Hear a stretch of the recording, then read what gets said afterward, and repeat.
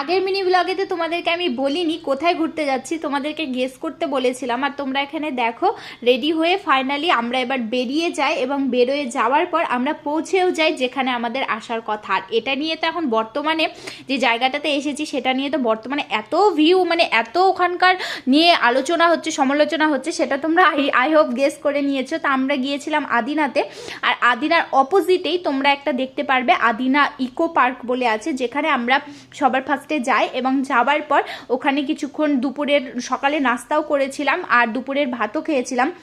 সবার প্রথমে তোমাদেরকে 20 টাকার মতো সামথিং দিয়ে টিকিট কাটতে হবে, এবং টিকিট কাটার পরই এখানে একটা সেলফি জোন আছে যেখানে লেখা আছে আই লাভ গাজর। আর তারপরে এখানে পুরো পার্কের মতো আছে, বোর্ড আছে, এছাড়াও অনেক কাপলরাও যায়, তোমরা ফ্যামিলি নিয়েও যেতে পারবে। জিনিসটা খুবই সুন্দর এবং ঘোরার মতো।